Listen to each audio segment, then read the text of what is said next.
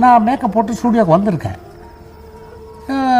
என்னை விட்டுட்டு பாக்கி 2 பேரை மாத்திரம் வச்சுக்கிட்டு, அதில் மனோரமா அம்மா கூட இருக்காங்க, அவங்க விஜயகுமாரி அம்மா இருக்காங்க, அவங்க 2 பேரும் ரிஹர்சல் பார்த்துட்டு இருந்தாங்க. அப்போது நான் போய் தில்லூர் சார்கிட்ட கேட்டேன், என்ன சார் சீன் அப்படின்னு. இல்லைப்பா, இந்த கல்யாணம் நின்று போகுது, அதுக்காக அவங்க ஃபீல் பண்ணுறாங்கண்ணா. என்ன சார், நான் கூட பிறந்தது எனக்கு மாத்திரம் ஃபீலிங் வராதா அப்படின்னு கேட்டேன்.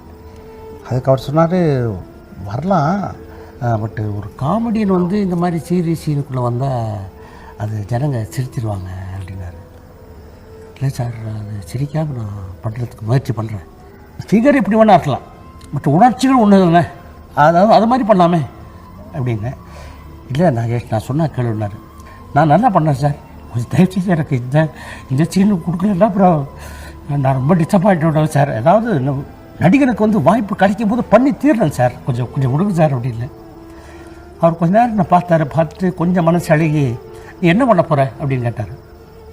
நான் சொன்னேன், நான் ரிஹர்சல்லாம் வேணாம் சார், எது வரைக்கும் லேட் பண்ணியிருக்கீங்க சொல்லுங்கள், அதுக்குள்ளே நான் ஆக்ட் பண்ணுறேன் அப்படின்னு. இதுலேருந்து இந்த கம்பத்து வரைக்கும் நீ போகலாப்பா, ஆக்ட் பண்ணுறியா அப்படின்னாரு. நான் ரெடி சார் அப்படின்னு. அப்படின்னா கிளாப் அப்படின்னாங்க.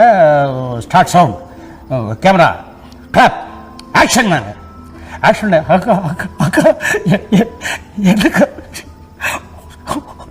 உனக்கு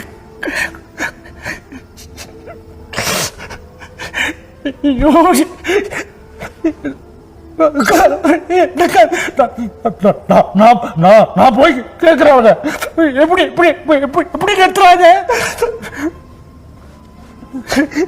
ஐயோ, எனக்கு நச்சு எடுத்துக்க போட்டு கேட்குற மாதிரி என்னமோ சொந்தமா எனக்கு வந்ததெல்லாம் சொல்லி ஆக்ட் பண்ணி முடிச்ச உடனே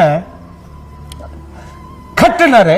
உடனே லைட் பாய்ஸ்லேருந்து கூட நடித்தவங்க வரைக்கும் எல்லாருமே பட்ட பட்ட பட்ட பட்டன்னு கை தட்டாங்க.